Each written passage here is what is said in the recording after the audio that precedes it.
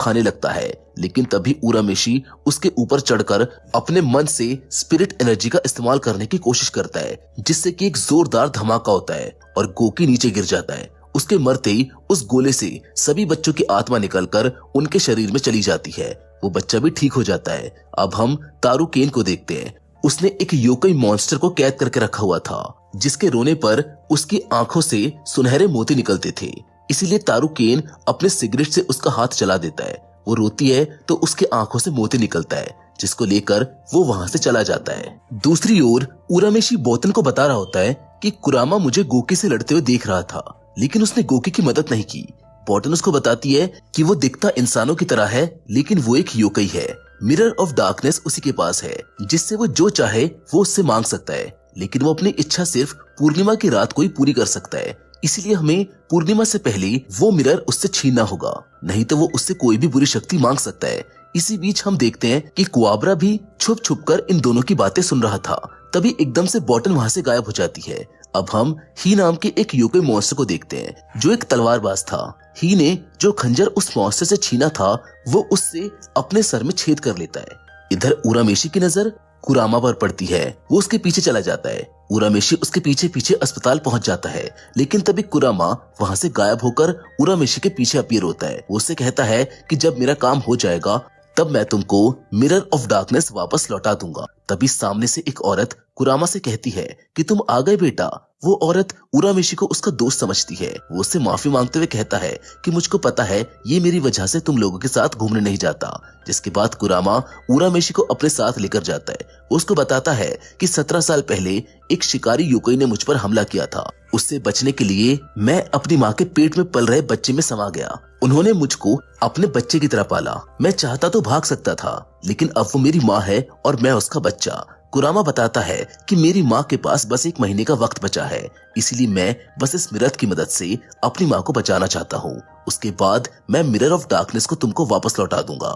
इसी बीच हम झाड़ियों में कुआबरा को देखते हैं, जो छुपकर उनकी बातें सुन रहा था। वहीं यमराज और बॉटन भी सब देख रहे थे। ये सुनकर बॉटन के तो आंसू निकल जाते हैं। अब उरामेशी रमेन खाने के लिए कीको के रेस्टोरेंट में चला जाता है, लेकिन वो अभी भी कुरामा के बारे में ही सोच रहा था। तभी वो कीको से पूछता है कि क्या कोई बुरा इंसान अच्छा भी हो सकता है, जिस पर वो कहती है कि अब खुद को ही देख लो।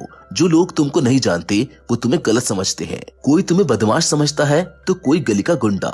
मैं गधा समझती हूँ, लेकिन तुम एक अच्छे इंसान हो। उरामेशी अपने रमेन की फर्स्ट बाइट ले रहा होता है कि तभी बॉटन वहां पर आकर उससे कहती है कि जल्दी चलो, एक बहुत बड़ी प्रॉब्लम हो गई है। वो उसके पास जाता है तो वो उसको बताती है कि मिरर ऑफ डार्कनेस इच्छा तो पूरी करता है, लेकिन इसके बदले वो इच्छा मांगने वाले की जान भी छीन लेता है।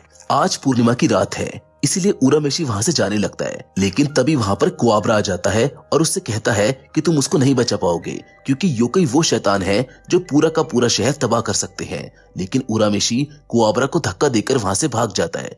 इधर कुरामा की माँ की हालत खराब होने लगती है, इसीलिए वो मिरर ऑफ डार्कनेस के अंदर अपना हाथ डालकर उससे अपनी माँ की जिंदगी मांगता है, जिससे कि वो उस मिरर के अंदर चला जाता है, जिससे वहां पर एक पोर्टल ओपन होता है। लेकिन तभी उरामेशी भी उस पोर्टल में चला जाता है। उसे वहां देखकर कुरामा उससे कहता है कि तुम यहाँ पर क्या कर रहे हो, चले जाओ यहाँ से, मुझको अपनी माँ की जान बचाने दो। जिस पर उरामेशी कहता है कि तुम तो चले जाओगे, लेकिन इसके बाद जो तुम्हारी माँ के दिल पर बीतेगा तुम उसको देखकर बहुत पछताओगे।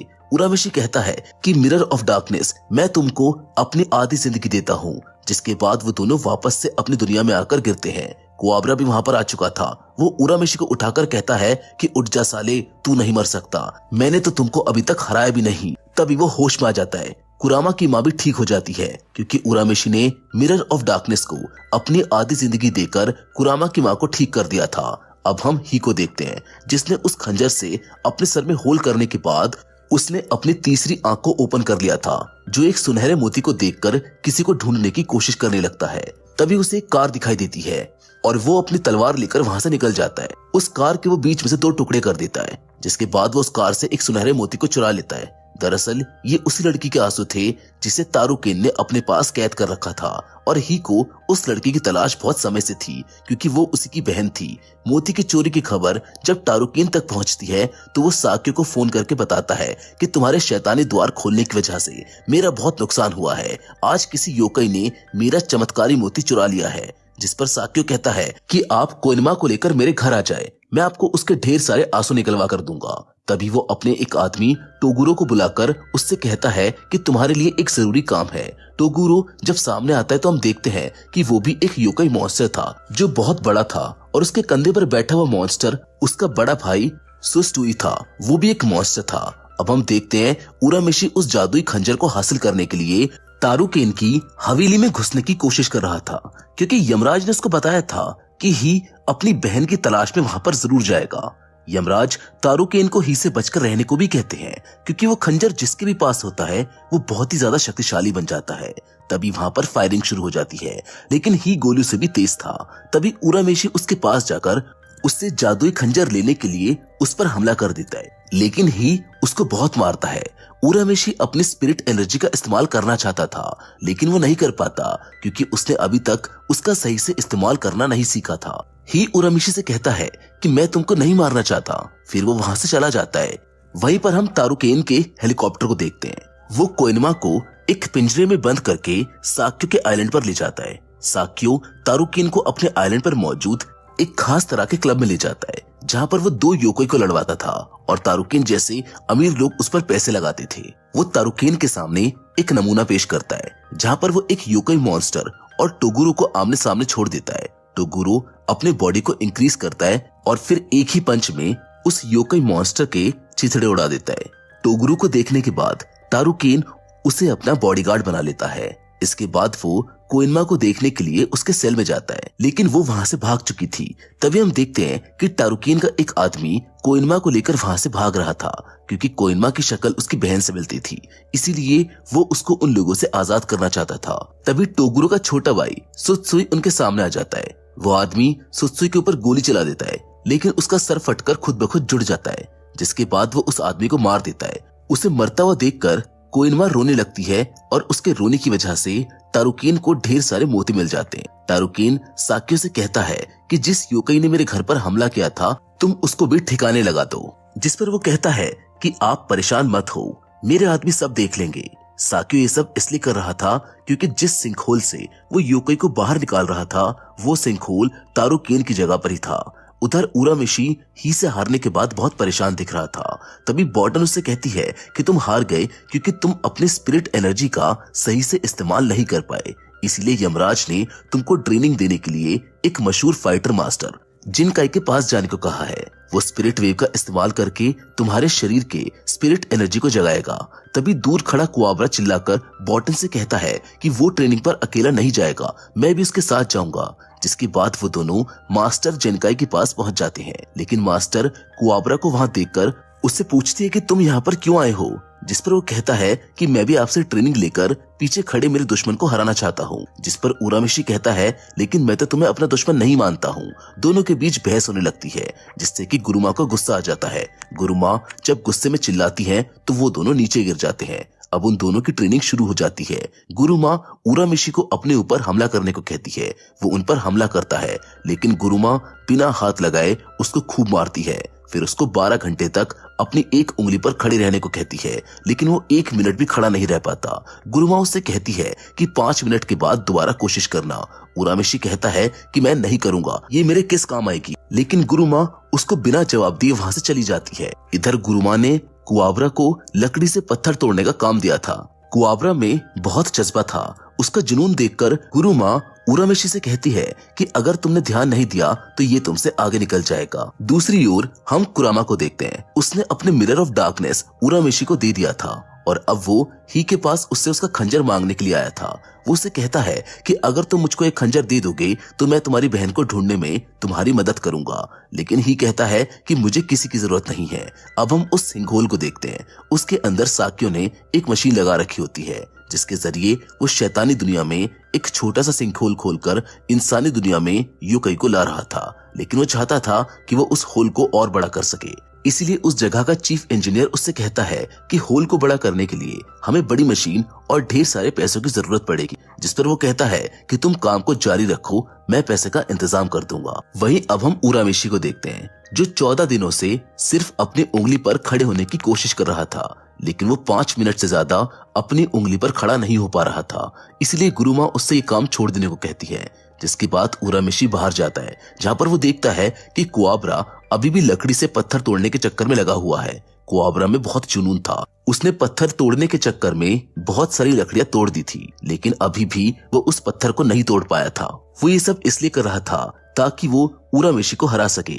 तभी कुआबरा को याद आता है कि कैसे उसके सामने उरामेशी और बाकियों ने उसके दोस्तों को मारा था। उरामेशी और केरेनी की मार याद कर कुआबरा को बहुत गुस्सा आ जाता है, और इस बार जब वो पत्थर को मारता है तो पत्थर के बीच से 2 टुकड़े हो जाते हैं, क्योंकि उसने अपनी हिम्मत और लगन से स्पिरिट ऑफ स्वॉर्ड को हासिल कर लिया था। ये देखकर उरामेशी भी वापस ट्रेनिंग करने चला जाता है। अब हमको अगले दिन का सीन दिखाया जाता है। गुरुमा वहाँ पर आती है तो बॉटन उसको बताती है कि कल रात से ये उंगली पर खड़ा है। गुरुमा उसको अपने साथ बाहर लेकर जाती है और उसको बताती है कि मैं बिना वजह तुम्हें एक उंगली पर ट्रेनिंग देना नहीं सिखा रही थी, तुम अपनी उंगली पर सारी एनर्जी को महसूस करो। उरामेशी के हाथ से बहुत सारी स्पिरिट एनर्जी निकलने लगती है और वहाँ पर तूफान आने लगता है। फिर जब उरामेशी अपने हाथ से स्पिरिट एनर्जी को जोड़ता है तो उसकी रोशनी दूर खड़ा टोगुरु भी देखता है। ये देखकर टोगुरु बहुत खुश होता है, क्योंकि उसे कई सालों से एक ऐसे इंसान की जरूरत थी जिससे लड़ने के लिए वो अपनी पावर का 100% इस्तेमाल कर सके। इधर गुरुमा को किसी के आने का एहसास होता है। उरामेशी से जाकर कहती है कि एक दिन हम सबको मरना है, इसलिए मैं चाहती हूँ कि मेरे मरने के बाद तुम मेरी शक्तियों का ख्याल रखो।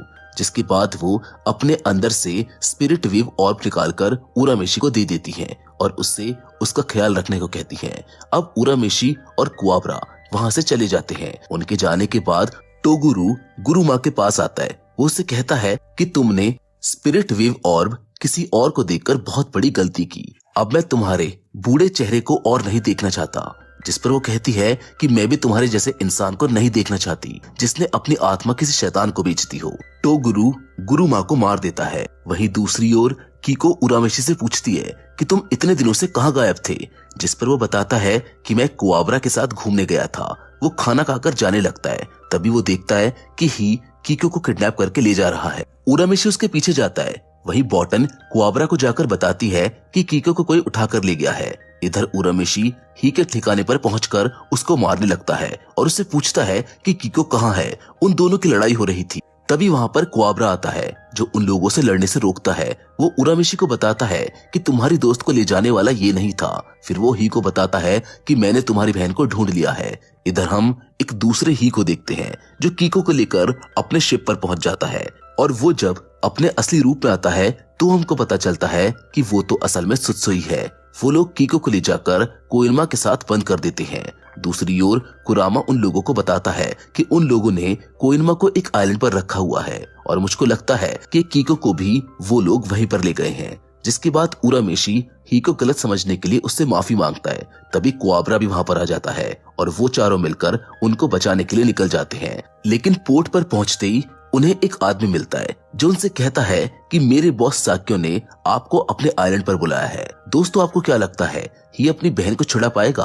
और आखिर कुआबरा को कैसे स्पिरिट ऑफ स्वॉर्ड की पावर मिल गई और वो बॉटन को कैसे देख सकता था? इन सभी सवालों के जवाब आपको इसके सेकंड पार्ट में देखने के लिए मिल जाएंगे। लेकिन सेकंड पार्ट देखने के लिए स्टे ट्यून्ड, क्योंकि मैं बहुत जल्द उसको आपके लिए कवर करूंगा। बाकी फिलहाल तो इस वीडियो में बस इतना ही, लेकिन हम फिर से जरूर मिलेंगे, और वो भी एक और नई इंटरेस्टिंग कहानी के साथ।